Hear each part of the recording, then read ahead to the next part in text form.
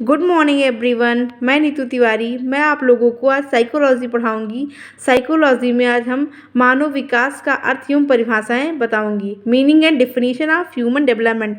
पहले हम लोग अर्थ देख लें, उसके बाद परिभाषाएं देखेंगे। विकास एक अनवरत चलने वाली प्रक्रिया है जो गर्भाधारण से लेकर जीवन पर्यंत चलती है। मानव के जीवन काल में आए विभिन्न प्रकार के परिवर्तनों को सामान्य भाषा से विकसित कहा जाता है। विकास की प्रक्रिया में शारीरिक, मानसिक, सामाजिक, भावनात्मक आदि पहलू सम्मिलित हैं। मनुष्य के जीवन से प्रकृति की ओर होने वाले क्रमिक परिवर्तनों को विकास की संज्ञा दी जाती है। ये हो गया विकास का अर्थ।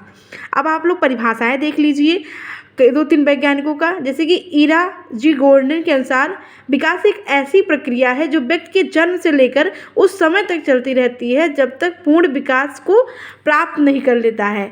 इनके कहने का तात्पर्य था कि विकास ही है जो बच्चों को आगे बढ़ाता है।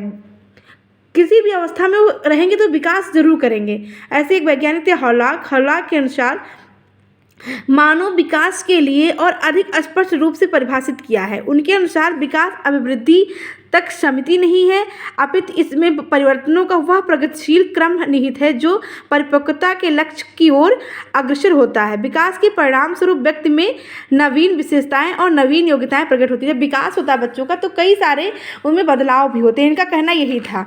अब आप लोग देख लीजिए गोसेल के अनुसार, एक वैज्ञानिक गोसेल थे, उन्होंने कहा था विकास केवल एक प्रत्यय विचार ही नहीं, इसे देखा जांचा और किसी सीमा तक तीन विभिन्न दिशाओं शरीर, अंग, विश्लेषण, ज्ञान, व्यवहारात्मक में मापा जाता है। इन सब में व्यवहार ही सबसे अधिक विकासात्मक स्तर तथा विकासात्मक शक्तियों को व्यक्त करने का माध्यम है। इनमें इनको ये पता था कि विकास करते थे उसमें शक्तियाँ भी उत्पन्न होती थी।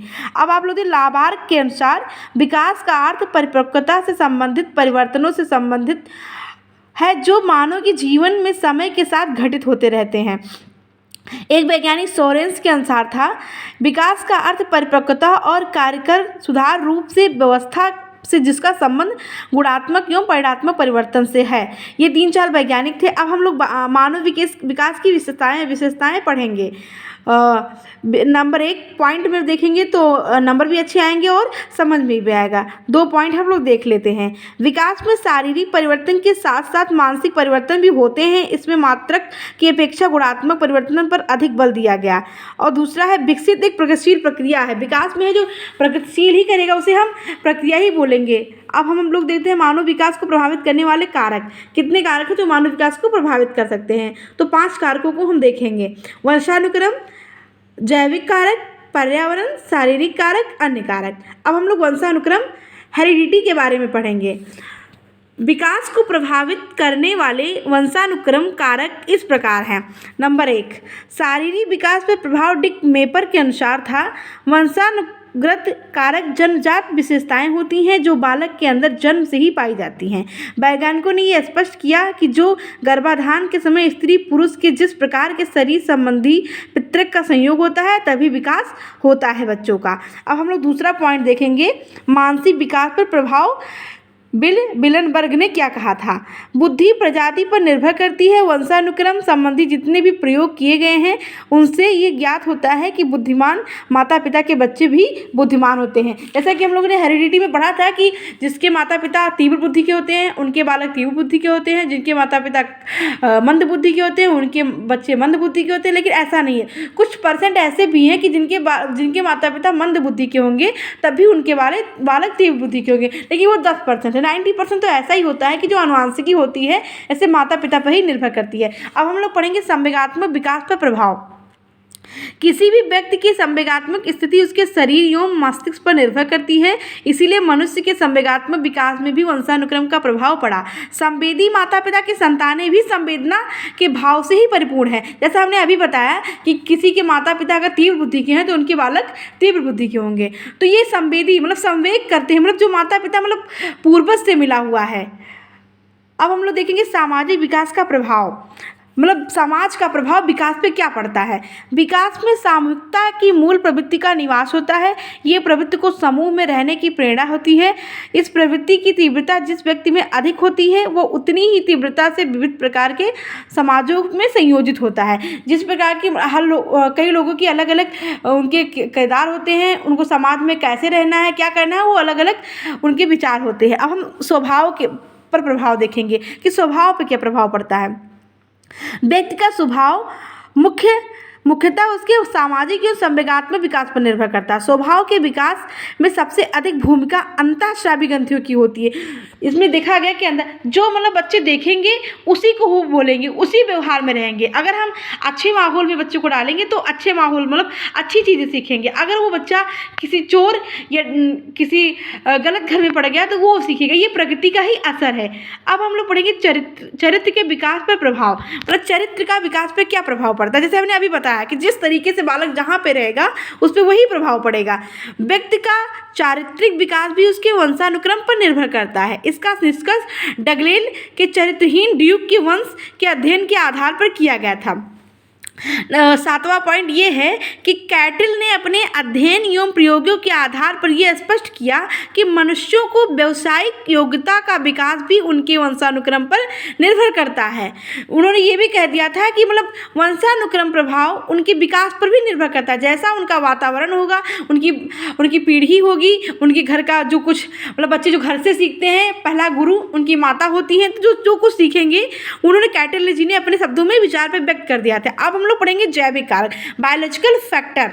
जैविक कारक से तात्पर्य ऐसे कारकों से होता है जो आनुवंशिक होते हैं तथा जो जन्म व्यक्ति, जैविक से तात्पर्य का जन्म से पहले ही व्यक्ति जो विद्यमान होते हैं और व्यक्ति के विकास पर प्रभावित करते हैं। बहिस्रावी ग्रंथियां, नंबर 1 ग्रंथि है जो बहिस्रावी ग्रंथि, ये नलिका मुक्त ग्रंथियां होती हैं और अपने स्राव को नलिका द्वारा शरीर से बाहर निकाल देती हैं।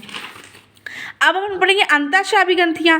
ये नलिका युक्त विहीन ग्रंथियां होती हैं और अपना स्राव सीधे रक्त में डालती हैं। वस्तुतः कभी कभी हम बहुत सक्रिय तथा कभी कभी निष्क्रिय भी होता है।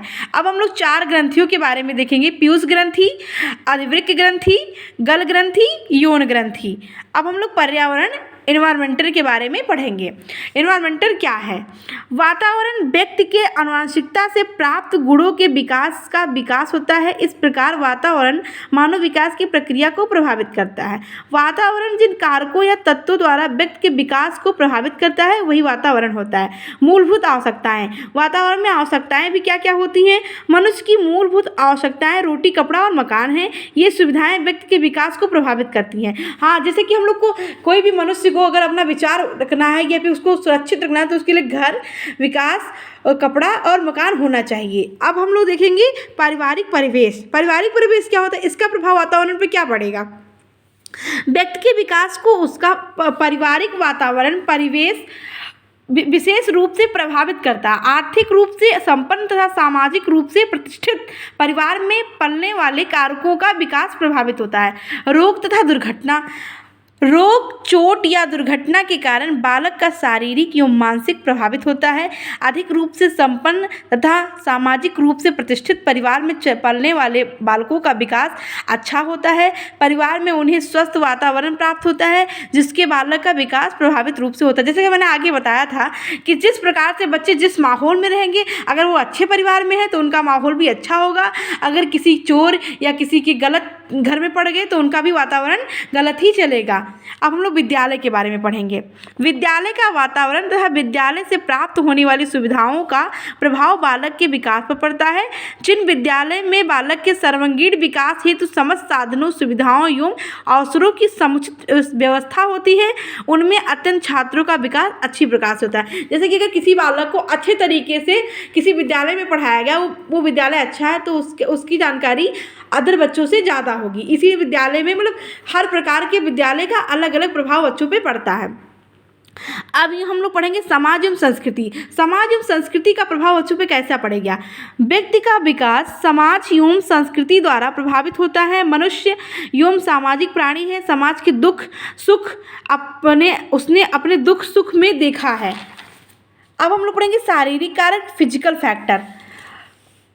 यद्यपि आजकल व्यक्ति पर प्रभाव डालने वाले जैविकीय कारकों के साथ शारीरिक रचना और शरीर रसायन का वर्णन भी प्रासंगिक होता है। दैनिक व्यवहार में हम देखते हैं कि व्यक्ति की शारीरिक रचना से उसके स्वभाव का कुछ न कुछ संबंध अवश्य होता है।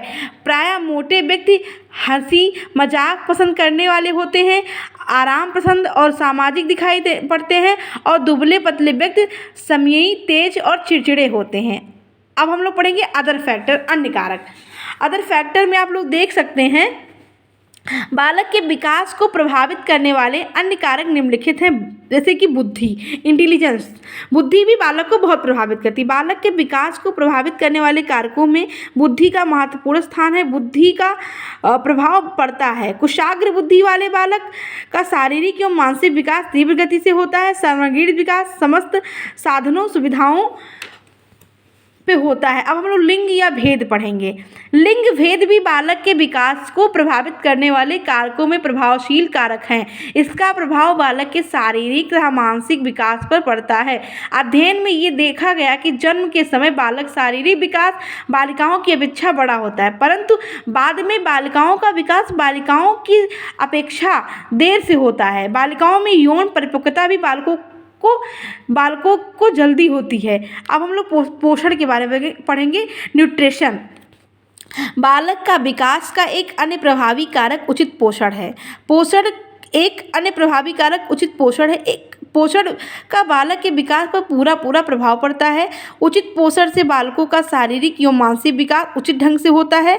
बालक के विकास के लिए सिर्फ भोजन ही पर्याप्त नहीं, बल्कि उस भोजन में उचित संतुलन पोषण का होना भी अनिवार्य है। संतुलित पोषण तत्वों को ग्रहण करने से बालक शारीरिक रूप से सुदृढ़ होते हैं और मानसिक रूप से भी उनका विकास उचित रूप से होता है। अब हम लोग पढ़ेंगे शुद्ध जलवायु एवं प्रकाश। शुद्ध जलवायु एवं प्रकाश भी बालक विकास के महत्वपूर्ण कारक हैं। जीवन के आरंभिक दिनों में बालकों को शुद्ध वायु तथा प्रकाश की नितांत आवश्यकता होती है। हमारा वीडियो आप लोगों को कैसा लगा कमेंट, सब्सक्राइब एवं लाइक करके बताएं। Thank you.